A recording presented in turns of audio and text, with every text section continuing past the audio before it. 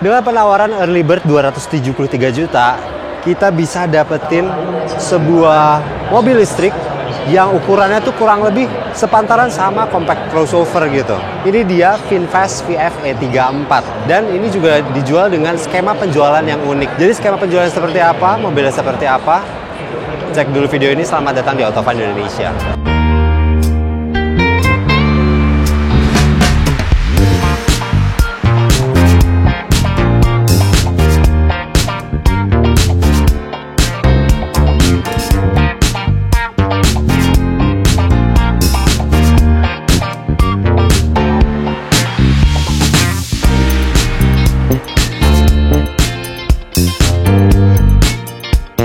Kalau kita lihat di atas kertas, secara eksterior memang sepantaran sama compact crossover gitu dengan panjang 4,3 meter, lebar 1,7 meter, dan tinggi sekitar 1,6 meteran. Tapi kalau dilihat-lihat lagi, ini nggak benar-benar kayak compact crossover pada umumnya gitu. Dia lebih ke arah campuran antara nuansa atau unsur-unsur MPV dengan unsur-unsur SUV gitu, hubungannya gitu. Misalnya shape ke atasnya itu mencirikan banget sebuah MPV yang dari pilar-pilar ya, terutama apalagi pilar paling belakang. Sementara ada aksen-aksen yang ngebuat mobil ini tuh berasa ada SUV-nya gitu. Jadi crossover-nya tuh kayaknya antara crossover perpaduan antara MPV dengan SUV. Terus kalau kita lihat samping, ini nih yang bikin dia berasa gitu si rasa MPV-nya gitu, terutama di bagian kepalanya, bagian pilar-pilarnya. Karena nih shape-shape seperti ini rasanya MPV banget gitu. Sementara ke bawah ya SUV gitu akhirnya, dengan cladding-cladding hitam, dengan body-molding hitam, itu rasanya SUV. Dan gini belakangnya nih.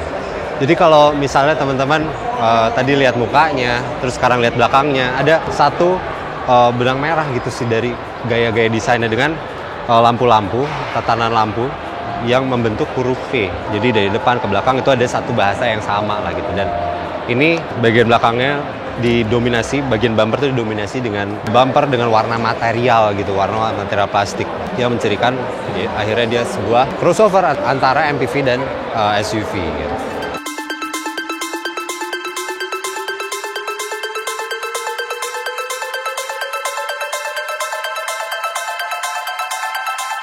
Begitu kita masuk dalam kabin, surprisingly ini posisi duduknya cukup ergonomis ya.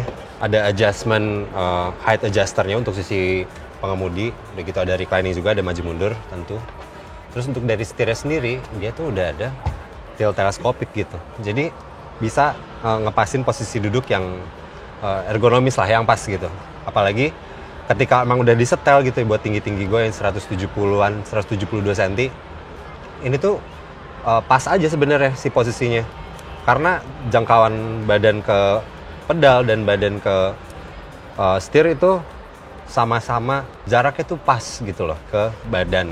Lalu kalau kita lihat secara visual, secara material, memang bukan sesuatu yang benar-benar mewah atau benar-benar kelas atas gitu. Karena ya gambaran aja harga jualnya itu early bird-nya 270 jutaan, sementara ketika udah harga retailnya sendiri startnya tuh 300 jutaan gitu. Jadi secara material mungkin bukan yang terlalu istimewa, tapi cukup-cukup aja gitu. Misalnya ini ada material plastik-plastiknya masih banyak gitu dan mendominasi dalam kabin. Tapi masih ada aksen-aksen soft panel gitu di bagian, misalnya door trim ini masih ada aksen-aksen soft panel. Cukup moderat tapi pas lah.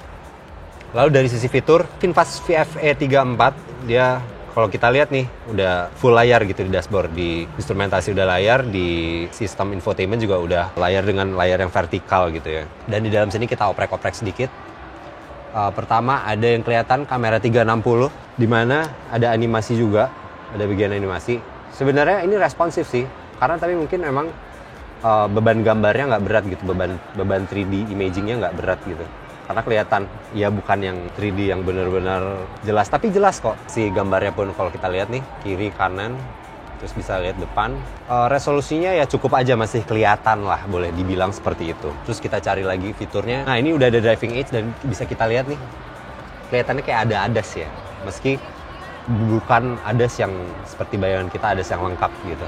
Seenggaknya, tapi ini udah ada rear cross traffic alert, blind spot detection, terus door open warning. Jadi ketika mau keluar ada apa namanya, ada notifikasi, ada warning, bukan notifikasi, sorry, ada warning yang memperingatkan gitu biar nggak tertabrak. Cuman ada satu fitur tambahan untuk driving aids-nya yang cukup unik, yaitu parking aids. Jadi dia tuh bisa kayaknya, ini kelihatannya ya yang dari peragaan di sistem infotainment ini, dia itu bantuan untuk parkir secara otomatis gitu teman-teman. Mungkin di lain waktu mesti kita coba lagi. Terus untuk kontrol AC-nya juga ada di sini, di bagian head unit.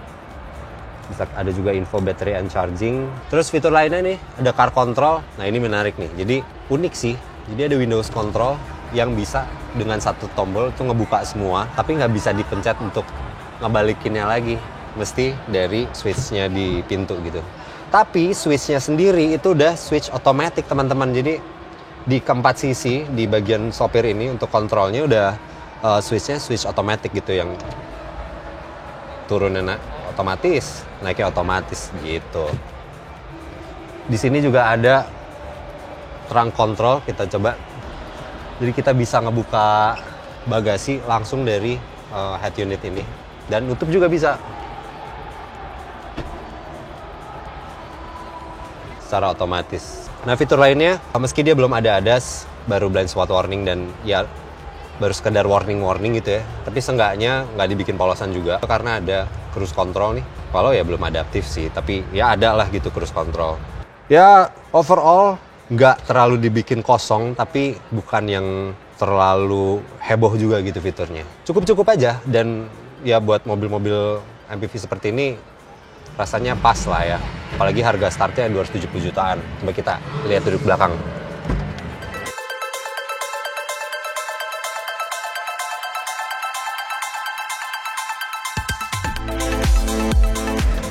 Nah, duduk di belakang.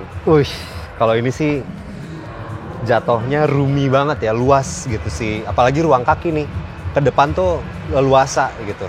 Bener-bener lowong lah. Ini posisi duduk gua tadi. Ketika duduk belakang ya segini sisanya. Dan ini posturnya seperti ini gitu. Karena si sandaran nggak ada adjustment-nya lagi. Cuman satu, nyeklek doang. Tapi nggak terlalu rebah, nggak terlalu tegak. Rasanya pas sih sebenarnya posisi sandaran ini. Apalagi dengan ruang yang sejauh ini, dan di bawah jok depan tuh ada ruang lagi biar kaki bisa masuk. Padahal ini udah posisi paling rendah ya, kaki masih bisa masuk gitu. Jadi posisinya kayak ya boleh dibilang mengalir lah gitu ke bawah, nggak yang kaku-kaku gitu. Tapi kalau kita lihat lantainya, kalau kita beginiin duduknya, ya kaki tuh berasa terlalu naik gitu karena memang lantainya tinggi. Jadi bagian sandaran bangku ini tuh nggak kena ke paha gitu, nggak nempel, tapi bisa rada selonjoran, yang mana ini mengobati sih posisi duduknya gitu. Terus dari duduk-duduknya, joknya agak firm ya, joknya cukup firm sih, si bantalan-bantalan ini gitu teman-teman. Di sini ada ISOFIX, ada AC, tapi nggak ada slot penyimpanan, hanya ada di bagian door pocket. Nggak ada armrest juga, jadi pelipatan bangkunya tuh 40-60 tanpa armrest gitu kurang lebih. Semua dapat 3 titik dari kiri, tengah ke kanan seat beltnya.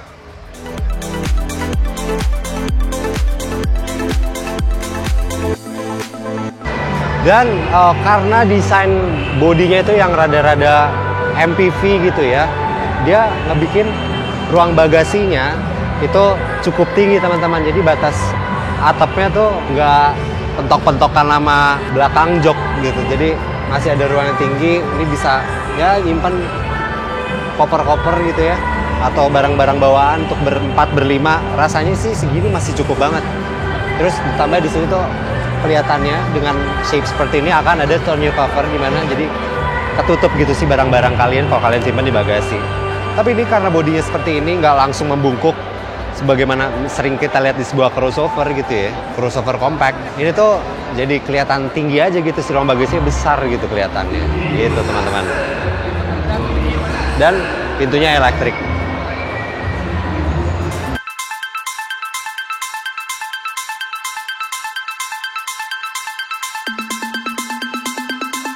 Nah, sebagai mobil listrik, daya tempuhnya sendiri, VinFast VF-e 34 ini disebut bisa sampai 318,6 km dari baterai 41,9 kWh. Dan yang menarik dari baterainya, ini tuh kenapa bisa murah? Karena ada skema penjualan di mana baterainya itu subscription gitu. Jadi baterainya kita langganan baterai dengan harga sekitar 1 jutaan per bulan untuk daya tempuh sampai 1.500 km. Udah gitu kalau lebih dari 1.500 sampai 3.000 km itu sekitar 1,5 jutaan, dan lebih dari 3.000 km itu biaya per bulannya di angka 3 jutaan. Dan yang menarik dari skema ini, battery health itu jadi tanggungan dari si VinFast sendiri. Jadi ketika battery health-nya udah turun sampai 70% disebutnya, baterai itu akan diganti dengan gratis oleh VinFast, di mana itu biasanya kan jadi isu gitu ya buat teman-teman yang beli mobil listrik, karena harga baterai sendiri itu mahal gitu ketika harus diganti. Dan ini enggak gitu, ketika baterainya memang kondisinya sudah melemah dan harus diganti, itu jadi tanggung jawabnya VinFast ketika memilih skema pembayaran battery subscription gitu. Cuman memang bisa dibeli juga secara utuh, di mana baterainya nggak pakai subscription, nggak pakai langganan baterai, tapi harganya lebih tinggi gitu.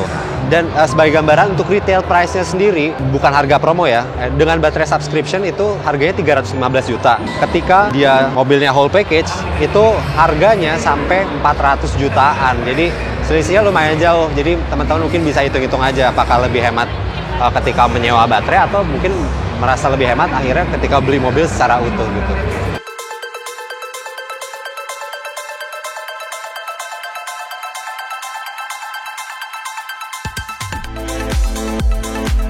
Nah, VinFast VF E34 sendiri itu bisa dibeli dengan harga mulai dari 273 juta. Tapi itu early bird gitu, disebut untuk 1.000 konsumen pertama. Di mana harga retailnya sendiri dimulai dari 300 jutaan sampai 400 jutaan. Kalau menurut teman-teman sendiri, si VinFast VF E34 ini menarik nggak sih? Terus dengan subscription baterai, kira-kira apakah akan milih yang subscription atau whole package aja gitu? Boleh komen di bawah untuk diskusi dan kembangin perspektifnya teman-teman gitu. So, mungkin sekian dulu review kali ini VinFast VF E34. Kalau teman-teman mau cek berita lebih lengkap, bisa kunjungi ke website kita di autofun.co.id atau nonton video-video review motor di channelnya Motofun Indonesia. Saya Ahmad Karim pamit, ciao.